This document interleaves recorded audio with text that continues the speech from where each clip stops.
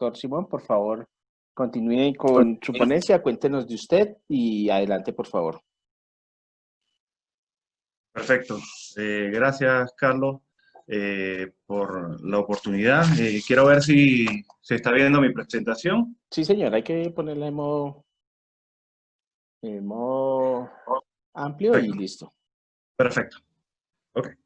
Bueno, gracias por la oportunidad. Como decía el doctor Miguel, el tiempo es corto y hay que aprovecharlo al máximo. Soy actualmente CEO de Memphis Asesoría en seguridad, prevención de riesgos, prevención de pérdidas en el retail y la gran superficie, con experiencia como líder de seguridad en centros comerciales y cadenas de retail en Venezuela y en Colombia. Actualmente resido en Colombia. Y bueno, nada, voy a arrancar hablándoles del tema que escogí en esta oportunidad, que tiene que ver con los delitos que comúnmente suceden en el comercio, y más aún en estos tiempos de pandemia y pospandemia. ¿Me escuchan bien? Perfecto. Sí, señor, doctor Sí, señor, Simón. perfectamente, sí, señor. Ok, la agenda, 5 puntos, brevemente, los hechos delictivos en el comercio, los que nos ocurren comúnmente, los elementos probatorios ante la materialización de delitos, la continuidad operativa, muy de moda en este momento, donde hay comités de crisis, comités de continuidad de negocio, los procesos claves que aseguran la rentabilidad en el comercio y el aseguramiento de valores y patrimonio. El primer punto, cuando hablamos de los hechos delictivos en el comercio, siempre se nos viene a la mente el tema del hurto externo.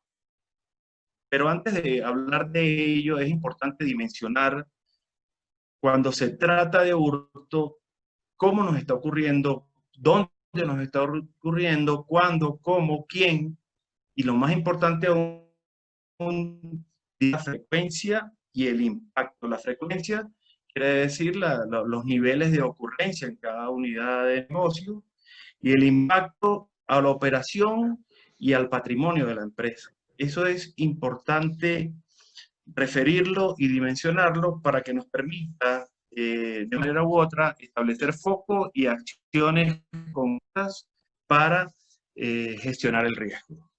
En cuanto al hurto de mercancía, yo le di en la parte derecha de la lámina, hay algo allí que dice desviaciones, componentes y actores.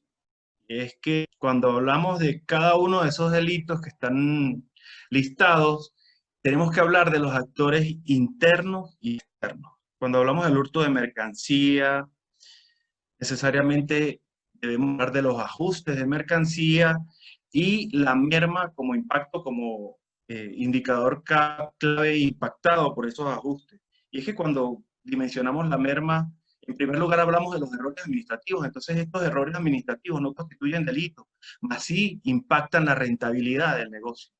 Es por ello que es sumamente importante establecer foco de acción.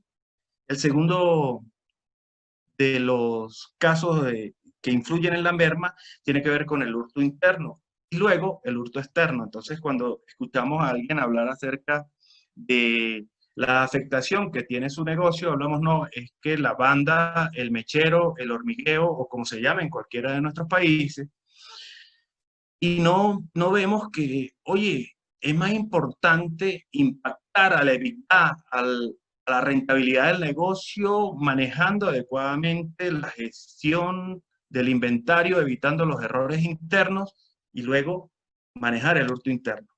Entonces, bueno, el hurto externo. El hurto externo tiene varios componentes y a veces actores externos y a veces internos, ya sea por acción o omisión. ¿Sí? Es importante que nuestros comercios tengan claro lo que es el clima laboral y el nivel de compromiso de cada uno de los colaboradores. El esquema de seguridad integral que se maneja en los negocios tiene que ver con la instalación, tiene que ver con las cámaras, las bóvedas, el sistema antihurto, el servicio de guardas y de vigilancia, la apertura y cierre, la recepción de mercancía y procesos que guardan una relación directa con el hurto externo. Igualmente, es necesario referir que hay artículos que son apetecibles al hurto. Entonces, es allí donde una adecuada gestión del inventario permite mitigar ese riesgo y minimizar la afectación que el mismo nos trae.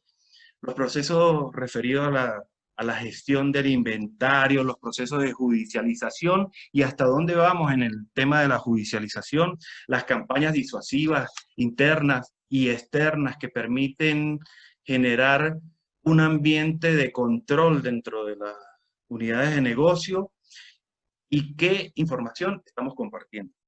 Eso, a grosso modo, son aspectos que influyen en el hurto externo. El hurto interno, volvemos a hablar otra vez de clima laboral, de los procesos de verificación preempleo, todo lo referido a credibilidad y confianza al momento de vincular un colaborador, los procesos que sirven para mitigar la oportunidad para que se materialice este tipo de hechos. Y cuando hablamos del hurto interno, no es que hablamos de que la mercancía va oculta, sale oculta por parte de un colaborador o no. Es difícil para los comercios hablar del hurto interno porque pudiera afectar directamente el clima laboral, pero es necesario los que trabajamos y nos vinculamos a la seguridad, a la protección, a la prevención y a la planificación del riesgo, hablar acerca del hurto interno. Y es que decimos, no, lo ocultó, no, eso no es lo más común es la no facturación de productos y es allí donde tenemos que hacer foco. También hablamos del hurto o robo de dinero. En algunos países no se habla se habla del robo cuando existe violencia. Pero bueno, eso tiene muchos aspectos que influyen, como son la infraestructura, la tecnología, la operatividad de los sistemas y los accesorios, los servicios de vigilancia, de guardas, de prevencionistas, las investigaciones y los resultados que se hayan obtenido de estas investigaciones y los procesos propios del manejo de los valores. También hablamos del hurto de bienes patrimoniales, y es que las instalaciones están propensas a ser afectadas por la delincuencia. Es por ello que es necesario ejecutar acciones, tenerlas focalizadas para mitigar este tipo de riesgos. Mira que hemos hablado en 3 oportunidades y siempre hablando del hurto. Y es que siempre es el delito que más influye o afecta las unidades del negocio. Cuando hablamos del fraude electrónico, necesariamente tenemos que hablar más o menos de 3 aspectos que los podemos englobar en 3 aspectos, como son el fraude electrónico tradicional, que no pasa de ser sino una captación de la información de los clientes a través de diferentes medios, datáfonos payasos o skimming, cualquier otro medio que utilicen para captar la información del cliente para aprovecharla en otros comercios que se prestan para ese fin. ¿En qué nos redunda ese fraude electrónico que yo llamo tradicional? Y es que nos redunda en un copiado y generación de puntos de compromiso del comercio que le afecta esto que tiene que ver con la planificación de la seguridad y es el daño reputacional de las unidades de negocio. El segundo fraude electrónico del que les quiero hablar tiene que ver con los contracargos y es el no reconocimiento de las compras con tarjetas de crédito. En Colombia tenemos una legislación vehemente, si pudiéramos decirlo, de cara al cliente, y es que el cliente cuenta con 6 meses para hacer contracargo al banco, y esto afecta enormemente el patrimonio de los negocios cuando el contracargo es realizado de manera amigable. Es por ello que deben haber, el contracargo amigable es aquel donde la persona hace la compra, pero luego no la reconoce valiéndose de algún motivo, como por ejemplo no haber firmado la factura de entrega u otro medio. Ese contracargo existen una serie de herramientas que podemos utilizar para mitigarlo. Y el último de ellos, y no menos importante, es el fraude realizado a través de convenios, donde existe un aprovechamiento fraudulento de kilómetros, puntos, millas, porcentajes o el convenio que haya suscrito el negocio. Hablo luego del fraude con proveedores, y es que hay que tener atención especial a los procesos referidos a la recepción de proveedores directos y a todo el proceso que conlleva a que sea realizado de manera transparente. Por último, los eventos adversos en general, y es que cada uno de estos delitos que anteriormente nombré pueden suceder no solo en el comercio, sino en las oficinas administrativas, en los centros de distribución, en la cadena de distribución, en las áreas comunes, porque pudiera ocurrir un evento que, aunque no está referido al hurto de mercancía y no afecta directamente el patrimonio de la empresa o sus colaboradores, sí afecta como daño reputacional, y es cuando ocurre, por ejemplo, un hecho en un estacionamiento o parqueadero de una unidad de negocio. Como les decía, todos ellos tienen un componente interno y externo que es digno de analizar.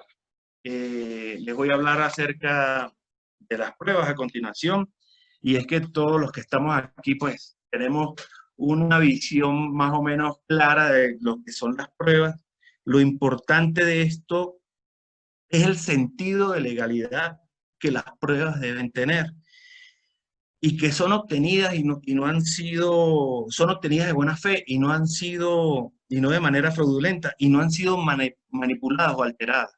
Tenemos listando allí los videos del sistema de CCTV, los testimonios, la cuantificación del hecho, la fijación fotográfica, los contratos laborales y políticas de la empresa. Y ustedes dirán, ¿y por qué tiene que ver los contratos laborales? Pues sí, cuando tenemos una ley, por ejemplo, como aquí en Colombia, de habeas data, donde los colaboradores están siendo grabados en las oficinas cuando están trabajando.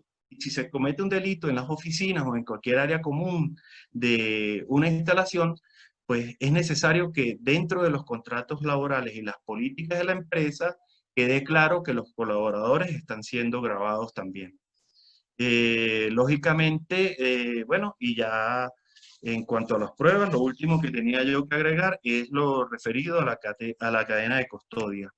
Vamos a seguir rápidamente con la continuidad operativa. Y es que esta va referida en tres grandes ejes. El primero, procesos; el segundo, los indicadores claves del negocio; y el tercero, el cumplimiento del marco normativo, el marco legal regulatorio. Por los efectos de la pandemia,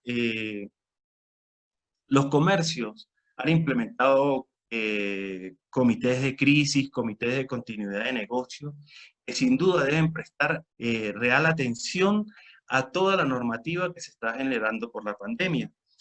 Desde seguridad es necesario aportar a cada uno de estos aspectos que yo englobé aquí, en cuanto a procesos, la operatividad de los sistemas de seguridad, el cumplimiento de los aspectos de seguridad por parte de los trabajadores, y la interacción necesaria con los organismos de seguridad, con policía y con quien sea necesario. En cuanto a los indicadores clave del negocio, aportes al mantenimiento de las ventas, operatividad de cajas, sistemas y cambio de dinero.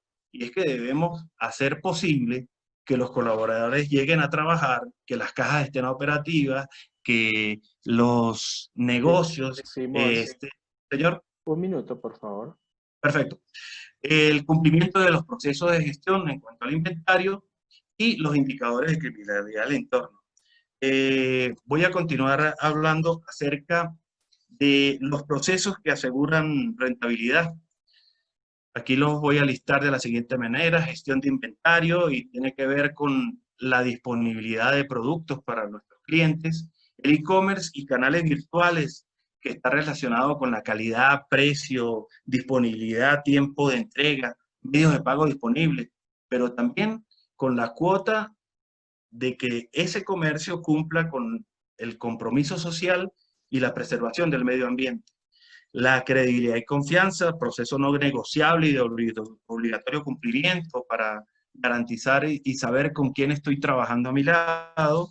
La vigilancia como un proceso clave y medular dentro de todo negocio, con KPI claros, con tareas claras para que se desarrolle adecuadamente.